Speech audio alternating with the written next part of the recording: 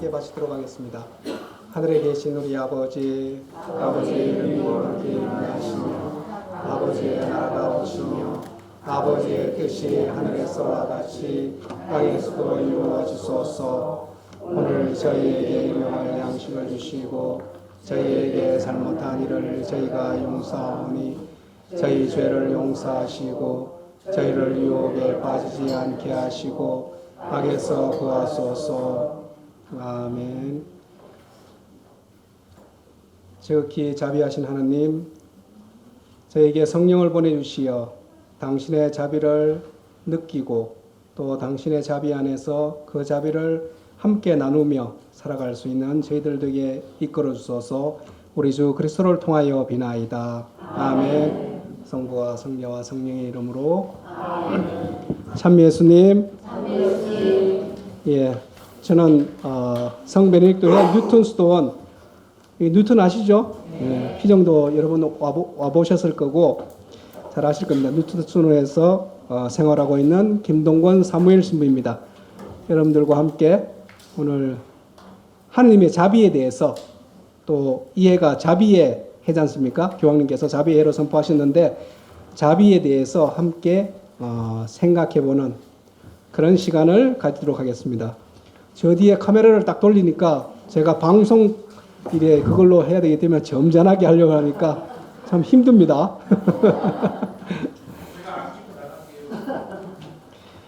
네, 이 자비. 그래서 제가 준비를 하면서 뭐 책도 보고 준비도 하면서 그래서 나중에 사전적인 의미가 무엇인가. 보통 우리가 자비라 그러면 뭐 불쌍히 여기고 뭐 여러 가지로 생각할 수 있잖아요.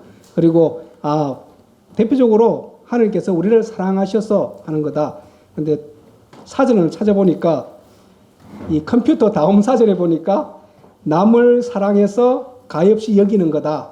이렇게 나와 있더라고요. 이 하나님께서 정말 우리를 불쌍히 여기시고 또 사랑하시어서 우리에게 베풀으시는 그러한 선의와 사랑을 우리는 자비라고 잘 알고 있습니다. 그리고 하느님의 자비는 영원하시다. 그죠? 깊고 영원하십니다. 중간에 끊기는 것이 아니라, 그리고 하느님 그 본성 자체로 영원하신 분이에요. 시작도 없고 마침도 없는. 그런데 우리가 죄를 지음으로써 태어남이 있고 죽음이 생기는 것. 그런데 하느님은 영원하시니까 자비 또한 영원하십니다. 그리고 이 자비는 우리 인간이 죄를 지음으로써 이 타락했을 때부터 시작돼서 그때부터 우리 인간에 대한 자비는 함께 하시고 지금도 하느님의 자비는 함께 하고 계십니다. 그리고 구약과 신약에 걸쳐서 그러한 하느님의 자비, 우리 성서에 보면 잘 나타나 있습니다. 다 아는 이야기지만 다시 한번 우리가 생각을 해보면 하느님께서 이스라엘 백성을 택하시고 또 아브라함과 모세 그리고 예언자를 통해서 당신의 자비를 알려주십니다. 그리고 죄를 짓고 당신을 배반하더라도 끊임없이 당신께로 이끌으십니다. 자비를 베푸셔서 내치지 않으시고 끊임없이 당신 자비를 보여주시고 마침내 예수님을 우리에게 보내주셔서 당신이 누구이신지를, 그러니까 하느님 아버지께서 얼마나 우리를 사랑하고 또 우리를 불쌍히 여기시고 우리를 구원하시려는지 잘 보여주셨습니다. 예수님을 통해서, 예수님의 말씀을 통해서. 그래서 예수님께서 아버지를 소개해 주시잖아요.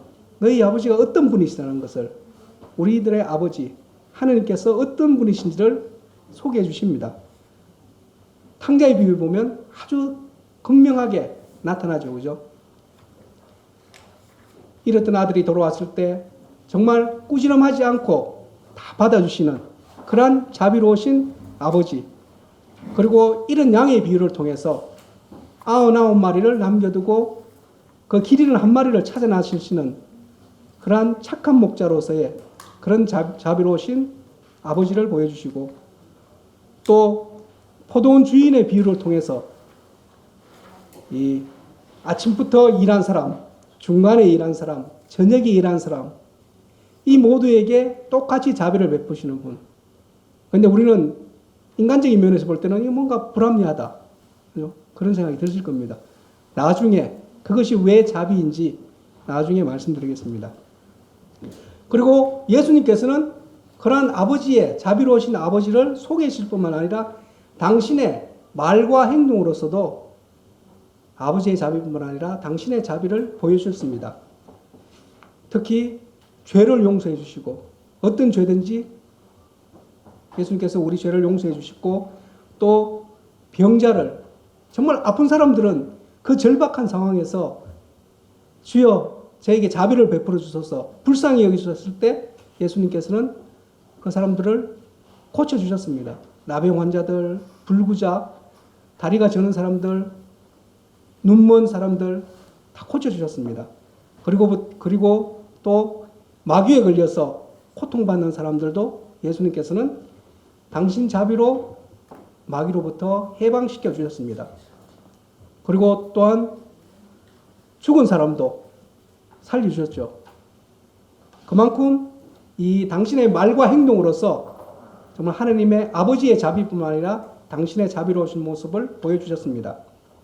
그리고 이 자비는 그리스도의 당신의 파스카, 즉 죽음과 부활로서 최정점에 달하게 됩니다.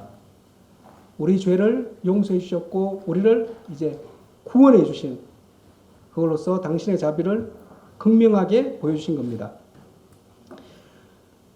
그런데 우리가 이렇게 잘하는데 예수님께서, 하느님께서, 아버지께서 우리를 정말 사랑하시고 자비를 베풀어 주시나 잘 알고 있고 예수님께서 우리에게 자비를 베풀어 주셨고 또 그 자비를 멈추지 않고 끊임없이 우리에게 베풀어 주는 것을 잘 알고 있는데 과연 그것을 느끼며 살아가고 있는가? 내가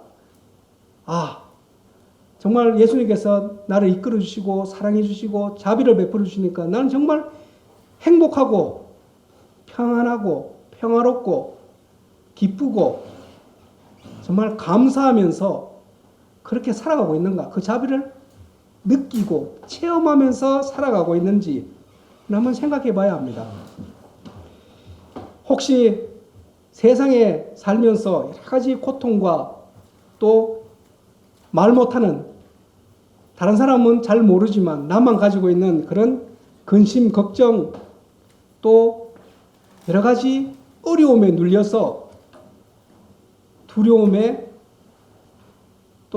가지고 그리고 힘들게 살아가고 있지는 않은지 과연 주님의 우리에게 무한히 베풀어 주시는 그러한 주님의 자비를 내가 이 삶 안에서 살아가고 있는지 그 자비를 받으면서 살아가고 있는지 체험하고 살아가고 있는지 한번 생각해 봐야 합니다. 자비의 해. 정말 하나님께서는 우리에게 은총을 듬뿍 베풀어 주시고 사랑해 주시고 우리를 가엾이 여기셔서 당신 손을 우리의 머리에 가슴에 탁 대면서 평안하여라 행복하여라 해주신다고 알고 있는데 정말 행복한지 이 삶이 너무 기쁜지 참 그러면 좋은데 뭐 그럴 때도 있을 겁니다. 저도 수도에 살면서 그럴 때도 있는데 이 속에서 치밀어 올 때도 많죠. 기도만 하고 있는데 또 뭐 기도를 안 하는 것도 아닌데도 항상 하나님께 기도하고 또 아침 기도, 저녁 기도 보면 우리가 저녁 기도는 노래로 부릅니다. 그레고리안 그걸로 부르는데 주님의 자비는 영원하시다. 그 음을 달리 해가지고 이렇게 항상 주님의 자비는 영원하시다. 4주간에 걸쳐서 할 때 한 주간 월요일인가 이때는 계속 그것을 반복합니다. 그래서 그 음이 항상 남아있어요. 그것을 항상 주님의 자비를 노래하면서도 이게 제대로 못 살고 있는 게 솔직히 우리의 모습입니다. 그런데 과연 이런 상태에서 과연 우리가 어떻게 하나님의 자비를 느끼고 또 그 사랑을 느끼는지 그것은 어떻게 하면 그럴까? 그것은 바로 우리 자신들도 하느님의 자비를 실천하고 나누고 베풀 때 그 자비를 우리가 실제적으로 체험할 수 있게 된다는 겁니다. 그래서 예수님께서는 그렇게 말씀하셨습니다. 하느님께서 자비하시니 너희도 자비롭게 되어라. 자비를 베풀어라. 이거는 마치 우리가 주의 기도를 아까 외웠잖아요. 기도를 드렸습니다. 주의 기도를. 거기 보면 이런 기도가 나옵니다. 저희에게 잘못한 일을 저희가 용서하오니 저희 죄를 용서하시고. 어떻게 그 말마디 그걸 보면 제가 작년 여기 초막절에 와서 은총에 대해서 이야기했는데 은총론에 아주 이 반대되는 이야기입니다. 저희에게 잘못한 일을 저희가 먼저 용서해서 하느님께서 용서해 주신다는 거로 들을 수 있기 때문에. 근데 그 뜻이 아닙니다, 이거는. 내가 우리에게 잘못한, 내가 다른 사람이 나에게 잘못한 것을 내가 용서했으니까 하느님 용서해 주십시오. 이 말이 아니라 하느님께서 벌써 은총으로 당신의 자비로 이 우리의 죄를 용서해 주셨기 때문에 우리가 그래서 그 결과로 우리가 용서할 때 이 용서가 완성되고 그 자비가 완성된다는 겁니다. 그러니까 하느님께서 당신의 자비를 우리에게 보여주시고 베풀어 주신 것에 대해서 우리도 그 응답하여서 자비를 보여줄 때, 다른 사람에게 자비를 베풀었을 때 그 자비가 완성되고 실제적으로 내가 하느님의 자비를 느낄 수 있게 되는 겁니다.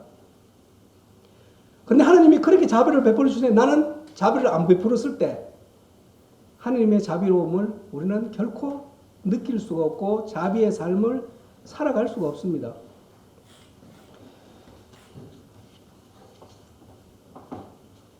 용서받은 우리가 용서해야지 용서받았다는 것이 이루어진다고 봤을 때 이 자비도 마찬가지인 겁니다. 그런데 우리는 실제적으로 하느님부터 많은 자비를 받고 용서를 받고 불쌍히 여김을 받는데도 불구하고 우리가 죄에 떨어져서, 제가 저번에 초막절 때 그때 강의 때 말씀드렸듯이 원죄에 떨어졌을 때 이 불순명을 해서 원죄에 떨어졌을 때, 죄에 떨어졌을 때 우리는 그 전에 하느님 중심으로 정말 하느님만 바라보고 하느님 뜻대로 살다가 죄를 저지르면서 나 자신의 중심, 자기 중심으로 빠졌습니다. 그래서 자기가 중심이 된 거예요. 그거 뭐냐 하면 내 스스로 하느님이 돼야 되는 겁니다. 마귀가 그렇게 유혹을 하잖아요. 네가 저 선악과를 따먹으면 네가 하느님이 된다. 영원히 죽지 않고 네가 하느님이다. 그렇기 때문에 그걸 따먹고 난 그 결과는 하느님 중심에서 행복한 삶에서 자기 중심으로 떨어졌기 때문에, 그리고 자비하신 하느님을 거스렸기 때문에 그야말로 우리는 거스린 뭡니까? 자비의 반대말 무자비하게 된 겁니다. 그리고 자비가 굉장히 부족한, 자비가 없는 그런 존재로 떨어지게 된 겁니다. 그래서 이 낙원에서 쫓겨나서부터 카인이 자기 동생 아벨을 죽이잖아요. 무자비하게. 하느님을, 아담과 이브가 쫓겨나서 하느님 같이 살다가 쫓겨나서 그 자식을 낳았는데 얼마 되지도 않아서 살인이 난 겁니다. 그리고 구약에 보면 정말 무자비한 행동이 많이, 이스라엘 백성들의 무자비한, 하느님의 자비를 거슬려서 무자비한 모습이 굉장히 많이 나오고, 특히 우리 구약을 논하지 않더라도 신약에 보면 배우고 가진 자들의 그런 행포, 우리가 뭐 인터넷이나 TV에서 보면 갑질한다 그러잖아요. 갑질. 많이 가진 사람들, 그리고 권력 있는 사람들이 없는 사람을 얻는 사람에게 가하는 행포. 그와 마찬가지로 바리사이들이 많이 배우고 가진 사람들이잖아요. 그 사람들이 이 율법을 이용해서 가지지 못한 사람들, 못 배운 사람들에게 무자비하게, 그래서 보면 간음하는 여자를 잡아와서 돌로 쳐라고 어떻게 하겠느냐. 예수님 시험하기 위해서. 얼마나 무자비합니까? 그 많은 사람 앞에. 솔직히 간음은 혼자 저지르는 게 아니라 둘이서 저지르는데 남자를 안 잡아오고 그 중에 더 약한 여자만 잡아와가지고 돌로 치라고 어떻게 할 것이냐고 무자비한 행동을 보입니다. 그리고 율법을 빙자해서 가난하고 병든 자를 못 고치게 합니다. 예수님이 고쳐주셨잖아요. 안식일에도 불구하고 고쳐주셨는데도 그걸 가지고 못 고치게 하고 회방을 놓고 그것 때문에 예수님을 죽음에까지 몰고 갑니다. 아주 무자비하게. 그리고 그 무자비는 예수님께서 돌아가시고 부활하시고 교회를 세우신 한 그 이후에도 계속됩니다. 성서 말씀일 뿐만 아니라 그 이후에도 계속됩니다. 그래서 열심한 사람들, 박시대 때 열심한 사람들이 열심하지 못한 사람들을 공격을 합니다. 교회에 돌아오지 못하게. 너는 배교였기 때문에 못 돌아오게. 돌아오게 교회에서 받아들이려고 할 때 그것을 막 반대하고 못 돌아오게 합니다. 하나님께서는 모든 죄를, 예수님께서 모든 죄를 용서해 주시고 받아주는데 사람이 못하게 합니다. 그런 걸 보면 남이 잘 되는 것을, 그리고 죄인이 벌을 받지 않고 아니면 뭐 벌을 가볍게 받는다든지 다시 받아들일 때 굉장히 힘들어하는 것이 인간의 모습입니다. 그게 원죄의 영향으로 끊임없이 자비로우신 하나님을 반대하는 거스르는 행동을 많이 저지른 겁니다. 그래서 은총론의 대가였던 아우딩 성인, 정말 위대한 성인이죠. 하나님의 은총이 항상 우리에게 먼저 와서 하나님의 은총에 의해서 우리가 살아갈 수 있다고 하셨던, 그리고 그 당시 최고의 지성인이었습니다.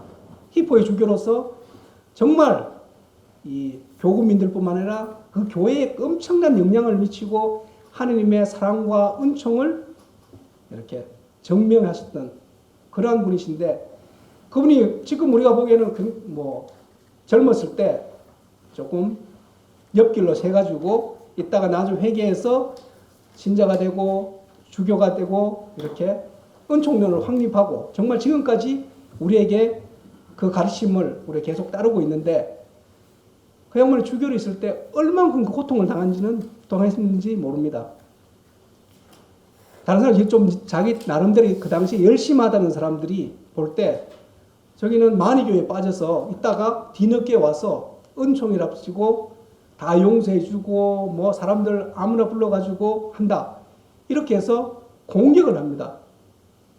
히포의 교구장으로 거기 있는데 이 아우팅 성인을 따르는 사람들, 그 가르침대로 사는 사람들 지나갈 때 그 당시에 방랑 수도자들이라고 있었습니다. 그 사람들이 칼을 들고 숨어 있다가 무자비하게 죽였습니다.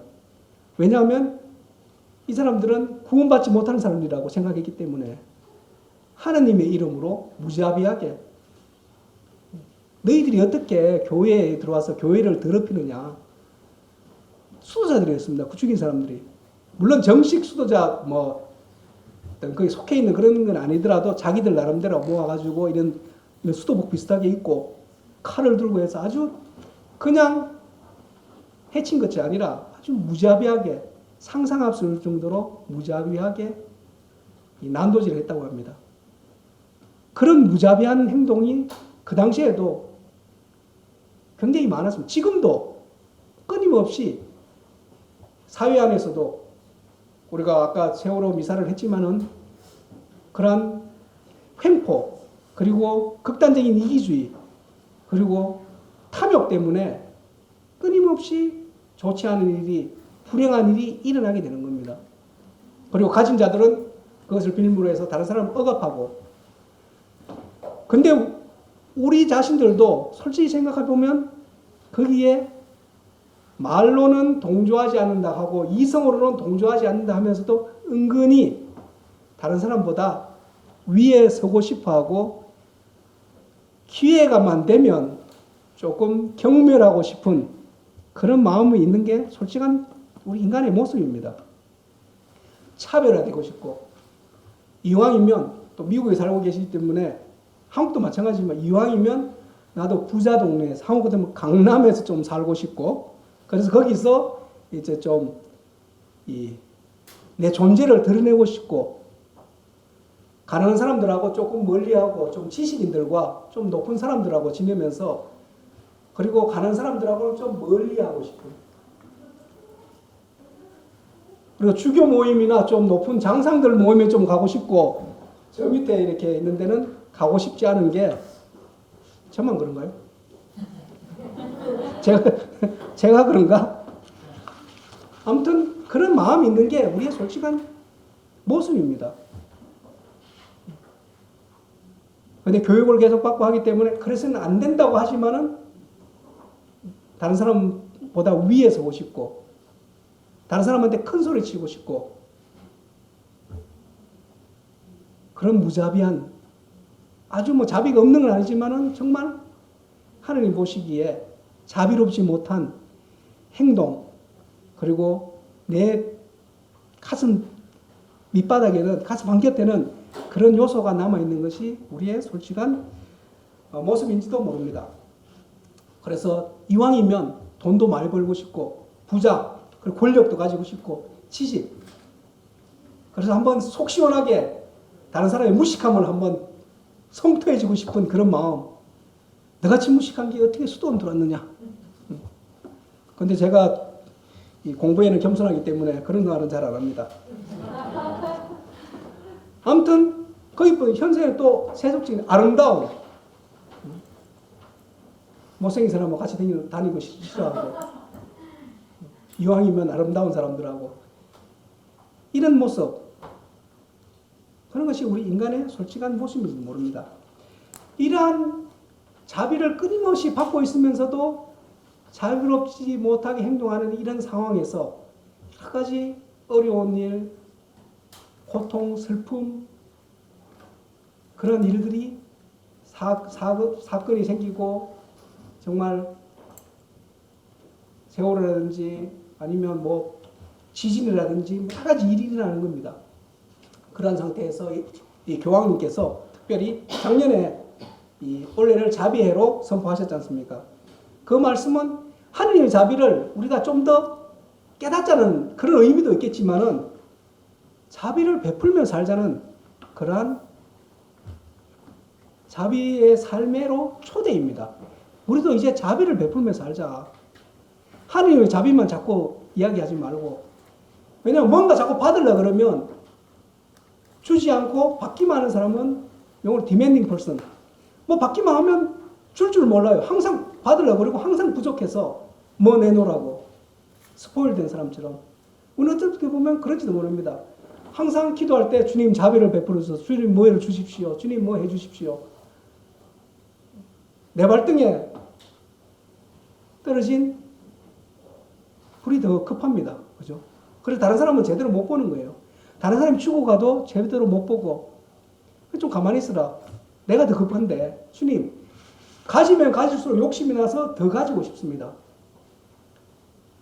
부자가 그러잖아요. 양 100마리 가지고 있는 사람이 이 한 마리 가지고 있는 그걸 자기 아들 딸처럼 이렇게 하고 있는데 다윗을 빗대서 그런 이야기를 하잖아요. 나단 예언자가 그걸 뺏어가지고 손님 접대를 했다고. 실제적으로 그럽니다. 가지고 있으면 100마리가 아까워요. 내가 100가지가 아깝고 나머지 쪽에 하나 가지고 있는 저거 뺏어가 에이 너는 어차피 없으니까 뺏어가지고 주고 싶은 그런 마음.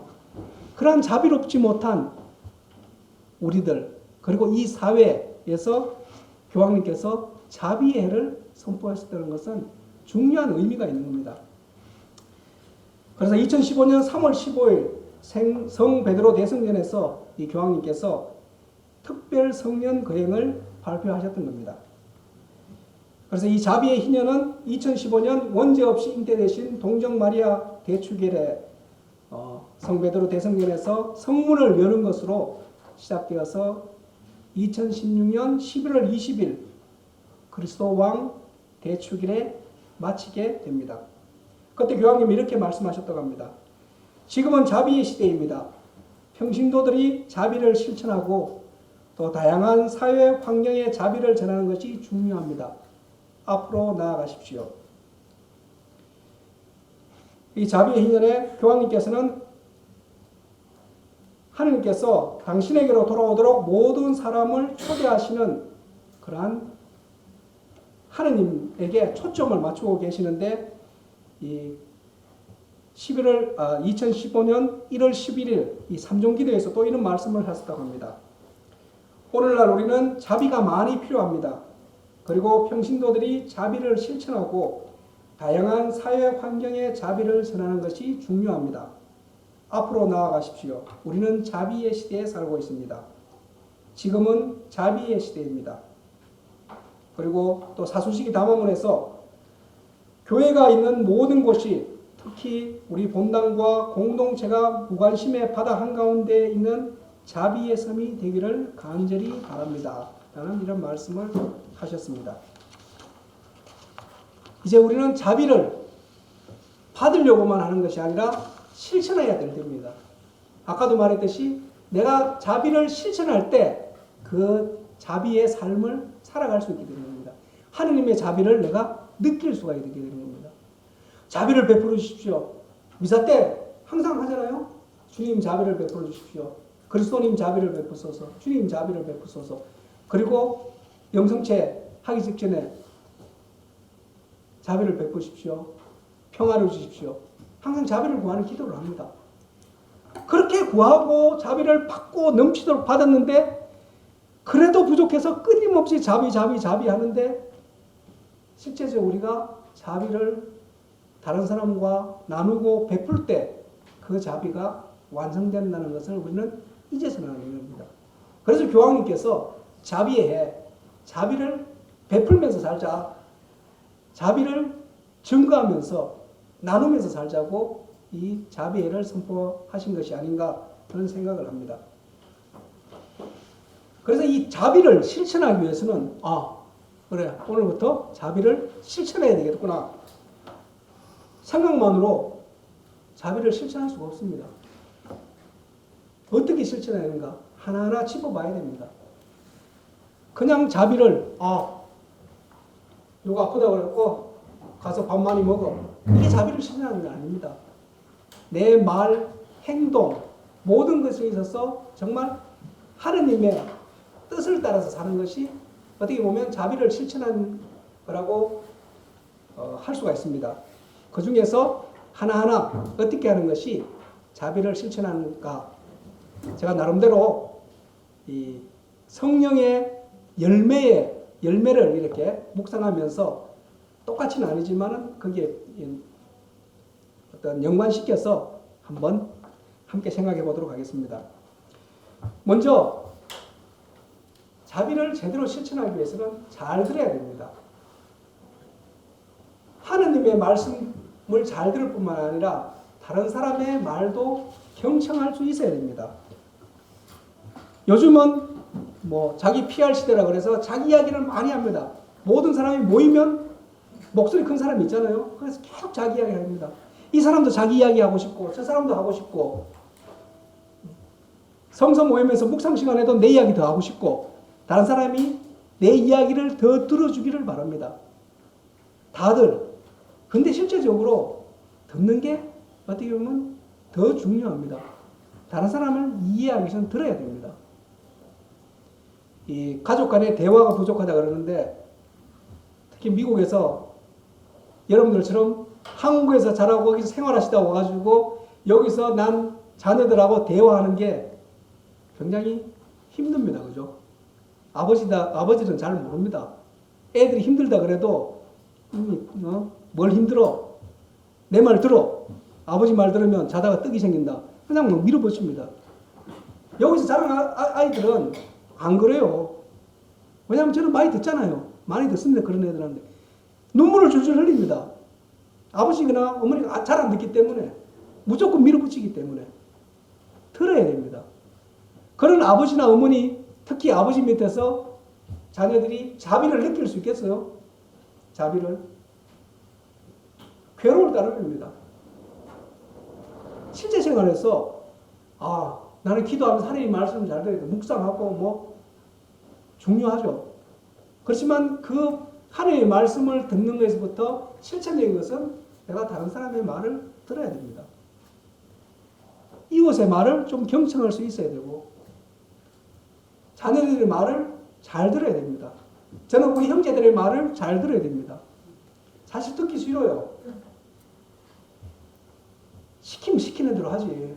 좀 상대방이 우리 형제들이 말하는 것보다 제가 말할 때 거기서 예 알겠습니다 할 때 이 존재감도 느껴지고 내가 뭔가 잘하고 있구나. 스톤을 잘 이끌어가고 있구나. 그런 마음이 드는데 그 사람이 계속 이야기 들어보면 한편으로는 조금 비참해집니다. 야, 내가 얼마나 못났으면 저 사람들 말만 들어야 되나. 근데 실질적으로는 그게 아니라 들을 때 그 사람도 존경하는 마음을 가집니다. 고마움을 마음을 가지게 됩니다. 잘 들어주는 사람 앞에 사람들이 많이 모입니다. 근데 사람들은 참 듣기 힘들어요. 우리 규칙서에 보면 제일 먼저 들으라 나옵니다. 들으라, listen. 다른 말보다 들으라는 말부터 나옵니다. 하나님 말씀에 경청하고 장생의 말을 듣고 형제의 말을 먼저 들어야 됩니다. 그리고 후배의 말을 들을 줄 알아야 됩니다. 영어도 잘 들어야지 말을 잘합니다. 혼자 들으면서 내가 그 다음에 무슨 말을 할까? 하나도 안 듣고 무슨 말을 할까 하니까 영어를 못하는 거잖아요. 그건 뭐 여러분 저보다 더 잘하실 겁니다. 아무튼 들을 줄 아는. 그래야지 내가 들을 때 오해라든지 아니면 내가 미워했던 것이 그것이 아니구나 하는 것을 알게 되고 또한 무시 그리고 상처를 준 것이 서로의 어떤 그런 데서 오해가 풀리고 그 안에서 화해가 이루어지고 평화가 이루어지는 겁니다. 그래서 자비를 하기 위해서는 먼저 들을 줄 알아야 됩니다. 내가 먼저 무슨 말을 해야지. 저 사람하고 싸울 때 한번 뭐 이야기를 할 때 내가 무슨 말을 할까 생각하는 것보다 내가 먼저 좀 들어봐야 되겠구나. 그런 마음을 가지고 살 때 우리는 그 작은 거 하나에서 벌써 자비를 실천할 수 있게 되는 겁니다. 그리고 실제적으로 우리 사회생활도 마찬가지지만은 수도원에서는 말을 많이 못하게 합니다. 이 규칙서에 보면 우리 베네딕토 규칙서 보면 베네딕토 성인은 말을 많이 하지 마라 그럽니다. 많은 말에서 죄를 피할 수 없다고. 그리고 말을 많이 하면 일찍 죽는다고 그랬어요. 신부들보다 우리 수사님들이 더 오래 사시는 것 같더라고요. 신부들 말을 많이 하니까. 아무튼 이 많은 말에서 죄를 피할 수 없습니다. 그러면 실수하게 되고 그것을 만회하게 또 말하게 되고 그리고 사람들은 말 별로 안 하는 사람을 더 좋아합니다. 그죠? 들어줄 수 있는 사람. 그 다음에 인내를 가져요. 인내롭게. 듣는 것도 참 인내가 필요하죠. 그죠? 인내를 가져야 됩니다. 어떻게 보면 이 인내라는 것은 현대인에 의해서 우리 현대를 살아가고 있는 우리한테 있어서 가장 중요한 덕이 아닐까 하는 생각이 합니다. 참아받고 마음에 간직하는 그 대표적인 분이 바로 성모님이잖아요. 성모님. 예수님 그 예루살렘에 갔다가 돌아오는데 안 보이잖아요. 갔을 때 얘야 너를 얼마 찾았느냐. 그러니까 예수님이 아버지의 집에 계신 줄을 모르셨습니까? 우리 것도 저녁 기도에 노래로 나옵니다. 한번 오세요. 그럼 노래로 이렇게 부르는 게 있습니다. 그레고리안으로. 보통 여러분들 같으면 그냥 차라리 니 죽고 나 죽자. 얼마나 부모의 마음은 그렇잖아요. 뭐 미치는 거지. 그죠? 그 옛날에 뭐 전화를 됩니까? 전화도 없죠. 뭐 사흘날 사흘밤을 가가지고 했는데 말을 그런 식으로 하니까. 그런데 성모님은 마음에 간직해 두시더라고요. 무슨 일이 있구나. 항상 누가 내 어머니요? 내 형제 자매들인가? 야, 얼마나 서러웠겠어요. 근데도 그걸 마음에 간직해 두셨습니다. 인내롭게. 근데 우리는 정말 참아받는 게 그래서 막 속에서 막 이런 게 팍 치밀어서 뭔가 한번 공격을 해야지 속이 시원해. 이 스트레스는 그냥 가만 놔두면 안 된다. 확 폭발해가지고 기도하면서 인내롭게 그것을 참아받아야 됩니다. 자식들이 아버지가 그렇게 부모는 그렇게 고생해가지고 학교도 보내고 자녀들을 위해서 정말 미국에서 미국 사람들 틈바구니에서 서러움 당하면서 돈 벌어가지고 학교 보내고 했는데 이 말하는 게 아주 그냥 존경심 없이 지금 저 찍고 있기 때문에 그런 말을 못합니다. 존경심 없는 그런 말을 서슴없이 내뱉을 때는 정말 참아받기 힘듭니다. 그럼에도 불구하고 아버지가 좋은 말로 듣고 참아받을 때 그 자녀는 느낍니다. 존경심이 자비를 느끼는 겁니다. 아버지의 자비를 느끼는 겁니다. 자녀를 다 알고 있어요. 아버지가 그렇게 고생해서 영어도 안 되고 잘하는 사람도 계시겠지만은 아무리 잘해도 태어난 사람보다 못하잖아요. 아무리 잘해도. 근데 그 가운데서 나를 위해서 하는 걸 다 알고 있습니다. 알고 있지만 아버지이기 때문에 어머니이기 때문에 때를 쓰고 하는데 근데 막 뭐라 하고 이러면 자비를 느끼지 못하는 겁니다. 그때 인내를 가지고 그리고 이 인내를 가질 때는 항상 먼저 기도해야 됩니다. 성호를 끊고 먼저 성호를 끊고 이야기하면 이야기가 달라집니다. 하느님께서 벌써 거기에 당신 자비를 우리에게 보여주시기 때문에 그러면 그 자비를 내가 우리 자녀들에게 또 이웃에게 본당에서 아니면 모임에서 서로의 어떤 오해를 생기가 서로 성격도 다르고 하니까 싸울 일도 있습니다. 그때 인내를 가지고 좀 참아받고 좀 기다려야 됩니다. 뭐 말할 때 금방 이렇게 탁 뭐 농담을 할 수 있겠지만은 친한 사람들끼리 그런 농담도 하면 상처를 받아요. 금방 이렇게 탁 내뱉으면 다시 주워담기 힘듭니다. 인내를 가지고 기다리고 기도하고 하느님 도와주십시오. 자비를 베풀으십시오. 그래서 그 다음 이야기할 때 이야기가 아주 잘 됩니다. 거기에는 자비가 흐르고 있기 때문에 하느님 자비가 그 안에 흐르기 때문에 그래서 인내를 가지고 특히 성모님의 그러한 인내를 본받아서 우리도 인내로서 자비를 보여줄 수 있어야 됩니다. 그리고 세 번째로 이 가난하고 고통받는 사람들 또 이웃들 다른 사람에게 관심을 가져야 됩니다. 관심을. 이 부자와 나사로 보면 부자가 나중에 죽어서 지옥 갔다고 나옵니다. 그죠? 그래서 건널 수 없는 부자가 막 아브라함 할아버지 저에게 나사로를 시켜서 물을 찍어서 입에 닳게 해주십시오. 거기는 시면이 있기 때문에 못 건너간다. 그런데 그 부자가 무슨 잘못을 했어요? 나사로를 때렸다든지 지나가다 발로 찼다든지 개를 시켜가지고 막 괴롭혔다든지 그런 말 없습니다. 무관심했기 때문에 나와 같이 살고 있는 하느님의 같은 자녀로서 살고 있는데 가난한데 아예 관심이 없었던 겁니다. 눈에 보이지 않았던 겁니다. 그게 얼마나 무서운 건가.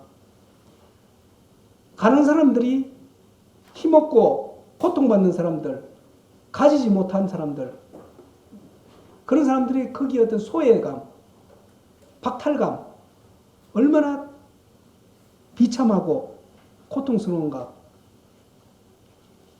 자기들끼리 잘 살고 다른 사람들은 가는 사람들은 아무리 노력해도 잘 안 됐을 때 근데 부자들은 그것을 못 보는 겁니다.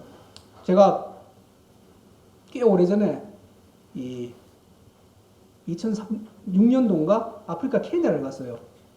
케냐에 무슨 회의가 있어가지고 그때 이제 갔었는데 거기에 우리 베넥토 수도원이 우리 같은 연합회 수도원이 있는데 그 나이로비는 조금 서늘합니다. 날씨가 지금 이 날씨보다 시원해요. 근데 그 수도는 산꼭대기이기 때문에 언덕 꽤 높은 데 있기 때문에 서늘해요. 그래서 거기서부터 이제 마치고 내려오는데 나이로비 뭐 어디 다른 데 방문하기 다른 이제 분원이나 이런 데 방문하기 위해서 다른 숙소로 쭉 내려오는데 보면 이 집들이 그 옆으로 집들이 이렇게 쫙 있는데 이 뉴저지에 있는 부자 동네 보다 훨씬 좋아요. 근데 막 그야말로 맨션 이 큰 담으로 쫙 둘러서 가지고 이래 보면 길이 쫙 나가 있는데 그 차를 타고 가야 됩니다. 들어가보지를 못했죠. 이래 보면 그리고 막 담을 싸가지고 그 내려오면 이제 빈민가들이 나오고 그쪽에서는 시원한데 그쪽은 부자들이 살고 있는 겁니다. 담을 딱 두르고 보기 싫은 거죠. 다른 사람들이 보기 싫은 겁니다. 관심도 가지지 않고 보기 싫은 겁니다. 그리고 거기에 있는 가난한 사람들은 돈이 없어서 병원 못 가고 그 사람들은 비행기 타고 유럽 가고 여기 가난한 사람들하고 같이 살고 싶지 않은 거예요. 따로. 마지막에 이제 저는 미국이더라고 우리 한국 선생님들은 한국으로 가기 전에 한국 신자들을 만났어요. 그러니까 그런 여러 가지 이야기를 듣는데 그분들이 가서 더우니까 맥주라도 한잔 하고 가시라고 그래서 그래가지고 갔는데 막 총을 들고 군인들이 쫙 서 있더라고요. 오늘 무슨 날인가? 대통령이 여기 오나? 아니면 뭐 무슨 일이 있어가지고 이게 삼엄한가 생각했는데 그 사람들 그러더라고요. 항상 이렇다고. 왜냐하면 부자 동네 그 어떤 그 가게들도 다 지키고 있다고. 근데 갱들이나 뭐 가는 사람들이 못 들어오게 다 사설 경비원들이에요. 근데 뭐 아주 그 경기관총들 그런 걸 들고 있더라고요. 그러니까 그 사람들이 가난한 사람들하고 같이 보기 싫은 관심도 두고 싶지 않고 자기들은 자기들끼리 사는 거예요. 자기들끼리. 그런 무관심이 얼마나 큰 무자비한 건지. 근데 아까도 제가 계속 말씀드렸지만은 우리 마음 안에도 좀 보기 싫은 거, 좀 고통스러운 거, 안 보고 싶은, 그죠? 안 보고 싶은. 또 그 이야기 하느냐. 벌써 세월이 지났는데 또 고통스러운 이야기 하느냐. 보지 말자. 안 들었으면 좋겠다. 듣는 것만 해도 괴로워. 난 좋은 것만 생각하고 이왕 하나님 주신 삶 행복한 것만 생각하고 듣기 싫어하는 거 그리고 보기 싫어하는 거 가난한 사람들 보기 싫습니다. 거지가 와가지고 하는 것도 막 보기 싫으니까 가라고 막 안 왔으면 좋겠다. 정부에서는 뭐하고 저 거지들을 저기 그냥 놔두느냐. 쉘터에나 좀 보내지. 보기 싫게. 그런 마음. 보기 싫어하는 마음, 무관심한 것. 이런 상황에서 우리가 정말 자비를 보이려면 정말 그런 사람들과 함께 아파하고 그 사람들을 향해서 눈을 뜨고 도움의 손길도 내미는 것이 우리가 자비의 삶을 사는 거고 또 내가 그 하나님의 자비를 느낄 수가 있게 되는 겁니다. 그리고 이 내 삶 안에서 친절하고 온유한 태도. 이 독일에서 우리 아주 유명한 작가 중에 한 명인 안센그린 신부님. 독일 미스 슈바르짝 스톤 안센그린 맞죠? 우리 미스 슈바르짝 스톤 신부님인데 그분이 책을 냈을 때 책이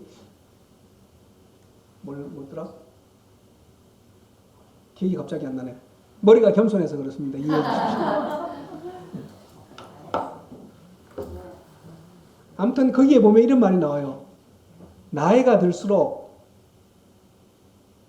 온유해져야 된다고. 온유해져야 된다고. 황혼의 미학. 갑자기 생각나. 황혼의 미학. 제가 제목은 잘 기억을 못합니다. 내용은 대충 아는데 아무튼 황혼의 미학에 보면 나이가 들수록 온유해져야 된답니다. 온유하게. 그러니까 친절하고 미소를 잃지 않고 젊은 사람이 막 아웅다웅하고 이러면 그래도 그냥 봐줄만 합니다. 근데 연세가 들어가지고 막 이거 어떡하는 그러고 막 화내고 짜증 부리고 이러면 참 민망합니다. 저같이 젊은 사람들이 볼 때 민망합니다. 그러니까 온유해지셔야 돼요. 다 한 40쯤 넘어가면 물론 이제 나이가 들면 30 넘, 40, 50, 60에 갈 때마다 더 온유해져야 온화해져야 됩니다. 온화하게 변해야 해요. 그래 말을 할 때 거기 안에서 자비를 느낄 수가 있게 되는 겁니다. 예수님께서 병자들이라든지 마귀 걸린 사람들 그리고 죄인들이 왔을 때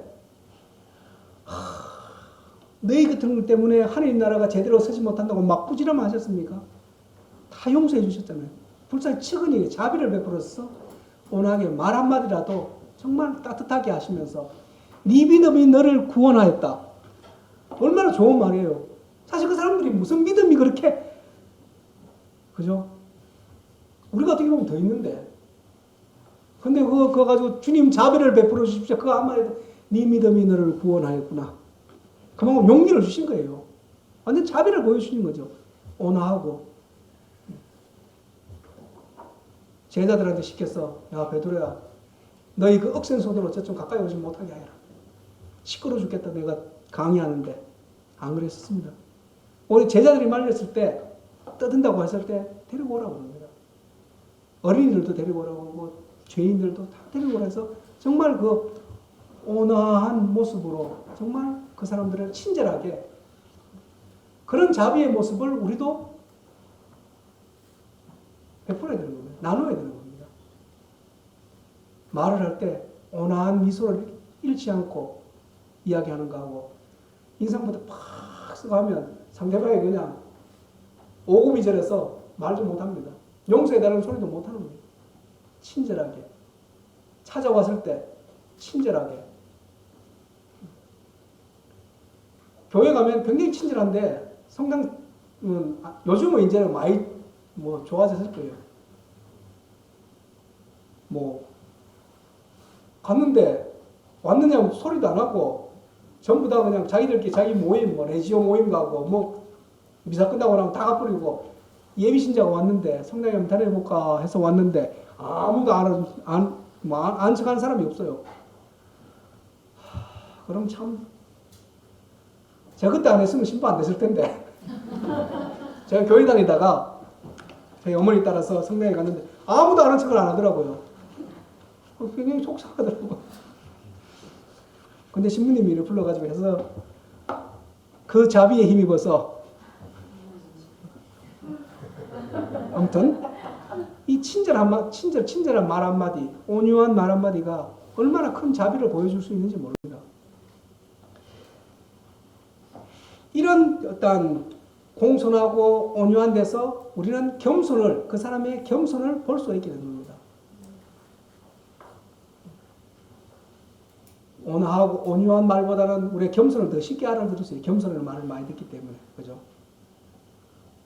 공부에 겸손할 필요는 없지만은, 또 머리에 겸손할 필요는 없지만은, 머리가 겸손하다고 아무것도 안 하겠다 할 필요는 없지만은, 정말 다른 사람 앞에서 온유하고 온화하게 착하고 그런 겸손한 마음, 내가 너보다 잘났다고 잘난 척하고 이것이 아니라 겸손하게 할 때 정말 사람들은 그 사람을 믿고 또 진실성을 그 안에서 발견할 수 있게 되는 겁니다. 그런데 겸손한 척하는 것은 겸손이 아닙니다. 있는 그대로 나타나는 거죠. 예수 그리스도의 겸손을 우리는 보여줘야 됩니다. 계속 제가 자비에 대해서 할 때 하느님의 자비를 보여주는 되는 거지, 권력자의 자비를 보여주서는 안 됩니다. 돈 많은 사람이 가가지고 라면 한 상자 털쩍 던져졌다고, 나도 저렇게 해야 되겠구나. 나는 삼양라면보다 신라면을 던져줘야 되겠군. 조금 더 비싼 거. 그거는 자비가 아닙니다. 여기서 말하는 자비는 하느님의 자비, 예수 그리스도의 자비를 우리가 보여주고 증거해야 되는 겁니다. 이렇게 할 때 우리가 그 자비를 완성시켜 나가는 거고, 그리고 그 자비가 살아 움직일 수가 있게 되는 겁니다. 그리고 마침내는 그 자비를, 하느님의 자비를 내가 느낄 수가 있는 거고, 내 안에 내적인 기쁨과 평화, 그런 것이 내 안에서 싹트게 되는 겁니다. 그것이 아니라 끊임없이 바라기만, 주님 자비를, 왜 자비를 안 베푸십니까? 나는 왜 나만? 다른 사람은 다 잘 사는데 왜 나만 이러나? 항상 불평하고 하나님 원망하는 마음밖에 생기지 않고, 억울한 마음. 나는 이렇게 열심히 하는데 저 사람 하지도 않은 것 같은데 저렇게 뭐든지 다 잘 되고, 막 억울하고. 나는 아침부터 와서 일하고 했는데, 이제 아까 이야기했는데, 나는 아침부터 와서 일하고 했는데 저 사람은 5시에 와가지고 똑같이 돈 받아가고 한 데나리온 받아가고, 이런 불합리한 것이 어디 있나? 하나님 원망스럽고. 하나님의 자비를 느낀다면 자기가 아침에 가서 일할 때, 하나님이 자기를 불러주셔가지고 내가 여기서 지내게 해주셨는데 그 포도원에서 편안하게 지낸 그 생활 걱정하지 않고 나는 이제 내가 굶을까 걱정하지 않고 편안하게 지낸 거하고 5시 온 사람은 5시까지 혹시 내가 일을 못 구해서 어떻게 하면 좋은가 불안하고 근심한 그 사람 거기에 하느님께서 포도관 주인이 자비를 베풀어서 그 사람을 데리고 와서 그 사람이 먹고 할 수 있는 넉넉한 데나리온 한 데나리온 넉넉함 풍요함 그것을 줬는데 그게 배가 아파하는 그러한 우리들 나보다 더 적게 주든지 나를 더 많게 내가 더 가진다는 것은 잉여분입니다. 잉여분 아시죠? 남아 돌아가는 것 내가 다른 사람하고 나누어야 될 것을 내가 더 가져간다는 겁니다. 부자들이 다른 사람 거를 내가 가져가는 거죠. 이 지상에는 항상 똑같은 양이 있습니다. 근데 부자와 권력자들이 그것을 반을 가져가고 아니면 80%를 가지고 나머지 20%로 살아가니까 가난한 사람, 굶주리는 사람, 배고픈 사람들이 생기게 되고 거기서 폭동이 일어나게 되고 참혹함이 일어나게 되는 겁니다. 근데 하느님의 자비의 입장에서 볼 때 상대방이 나보다 늦게 온 사람이 한 대나를 받을 때 오히려 기뻐해야 됩니다. 아, 저 사람도 한 대나를 받았구나. 혹시 못 받을까 봐. 혹시 주인이 늦게 왔다고 1시간밖에 일 안 했다고 그냥 10분의 1밖에 안 주면 저 가정이 먹고 살기 힘들 텐데 자식들을 주룩주룩 나가 내가 저 가족이 10명이라 하는 걸 알고 있는데 혹시 배고프면 어떡하나. 그런데 저 주인이 자비를 베풀어서 한 대나리온 다 먹을 수도 좋구나. 기쁘구나.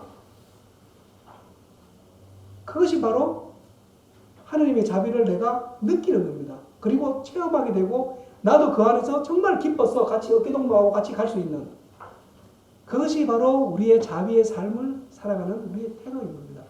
그런데 어떻게 난 아침부터 일해가지고 했는데 나는 고등학교 마치고 아무것도 모르는 상태에 수돈 들어가가지고 그래서 일하고 해가지고 왔는데 50이 돼가지고 수돈 들어가가지고 하다가 금방 늙었다고 아무것도 못 하겠다고 이 사람하고 어떻게 비교를 하십니까?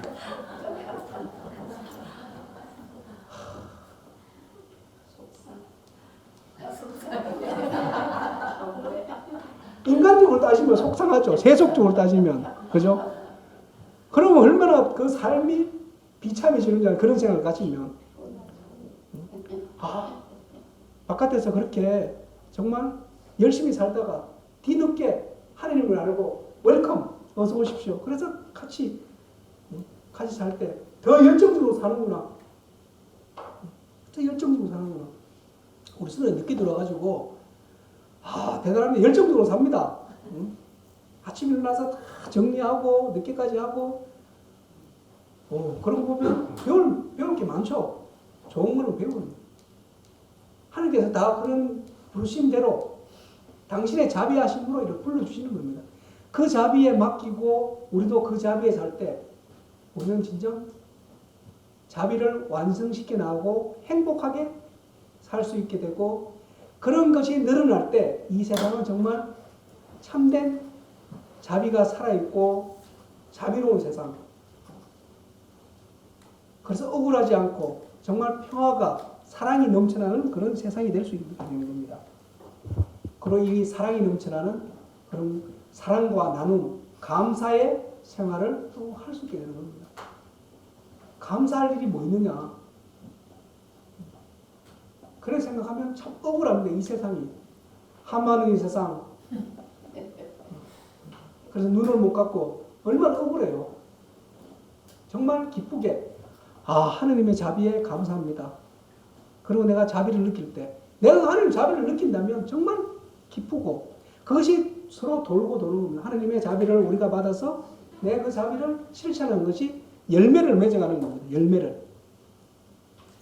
그것이 바로 어떻게 보면 성령의 열매죠. 자비, 사랑에 대한 열매. 그리고 이 자비로운 것은 우리가 자비롭게 할 때는 인간에 대해서만 자비라는 것이 아니라 모든 하느님의 피조물, 우주 만물에 대해서 자비로워야 됩니다. 그래서 교황님께서 이 자연보호, 쉽게 말하면 자연보호에 대해서 이야기 많이 하시잖아요. 아끼고 함부로 동물들을 죽이지 말고, 그리고 자연을 보호하고, 이것도 하나의 인간의 말 못하는 짐승, 그리고 나무 가다가 그냥 나무를 확 꺾는다든지 불을 확 싸지른다든지, 아니면 쓰레기 더미를, 제가 신학교 다닐 때 우리 교수님이 그런 말씀 하셨어요. 지금은 뭐 이런 죄가 많고 죄 여러 가지 종류가 많지만은 나중에 되면 이 자연보호하지 않는 것이 그 큰 죄 중에 하나가 될 거다. 차 타고 가다가 담배 따기가 딱 불날 수도 있고, 그리고 불날 수도 있잖아요. 그리고 창밖으로 그냥 먹던 그냥 콜라병을 확 집어던지다든지, 자연을 파괴하고 자연을 죽이는 겁니다. 온 우주 만물이 같이 살아나갈 수 있는 자비로운 시대. 그래서 교황님이 정말 강조하시는 겁니다. 그래서 생태신학 같은 것도 나오고, 정말 자연을 우리가 보호할 때 이 세상이 더욱 풍요로워지고 자비로운, 그리고 정말 사랑이 넘치는, 그래서 하느님의 나라가 성장해 나가는 거예요. 성장해 나가는 거. 그게 바로 우리가 지금 부활의 삶을 살아가는 거예요. 그래서 지금 이 자비의 해를 선포하고 자비를 많이 생각하는데, 받을 자비만 생각하지만 자비는 우리에게 항상 풍성히 달라고 하지 않아도 하나님께서 어련히 알아서 많이 주십니다. 물론 자비를 청해야죠. 하나님 자비를 베풀어 주소서. 우리는 죄인이기 때문에 어쩔 수 없이 자비가 필요합니다. 죄인이기 때문에. 그런데 그 자비를 우리가 나눌 때 그 자비가 완성된다는 것을 항상 명심해야 됩니다. 거기 무자비한 종의 비유 나오잖아요. 10,000달란트라는 것을 용서해 줬는데 다 탕감이라고 나오면서 자기한테 정말 조금 미친 걸 잡아가지고, 우리 그 마음입니다. 너만 안 그랬으면, 하나님으로부터 모든 정말 큰 잘못을 다 용서받고 하면서도 나한테 말 한마디, 너는 왜 그 모양이냐, 아니면 기분 나쁘게 했다고 그냥 막 속에서 그냥 사흘 밤 잠을 못 자고 1년이 지났는데도 그걸 못 잊고, 내가 언젠가는 저놈에게 안갚음을 하리라 하면서 속이 상해서 성장에도 못 나가고 기도도 안 되고 복수하고 싶어서, 그것이 우리 마음인지도 모릅니다. 그런데 자비를 받는 것을 생각하고 자비를 베풀 때, 자비롭게 할 때, 아까 말했듯이 듣고 인내하고 온화하게 그리고 사랑하고 나눌 때 우리는 정말 자비롭게 되고 하나님의 자비를 전하고, 또한 나 자신이 그 자비의 삶을 살아갈 수 있게 되는 거예요. 그럴 때 우리는 정말 행복하게 하나님께 감사하고, 마침내 하나님의 자비 안에서 영원한 생명과 기쁨, 나만 누리는 것이 아니라 다 함께, 모든 사람, 모든 우주 만물이 다 함께 하나님 안에서 완성되는 것. 그게 부활의 삶이고, 마침내 우리가 부활에 대한 믿음인지도 모릅니다.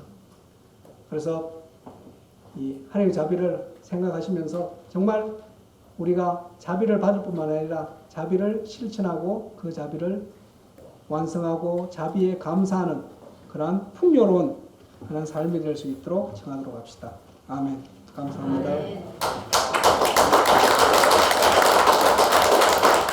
영광이 성부와 성자와 성령께, 성부와 성자와 성령의 이름으로 아멘.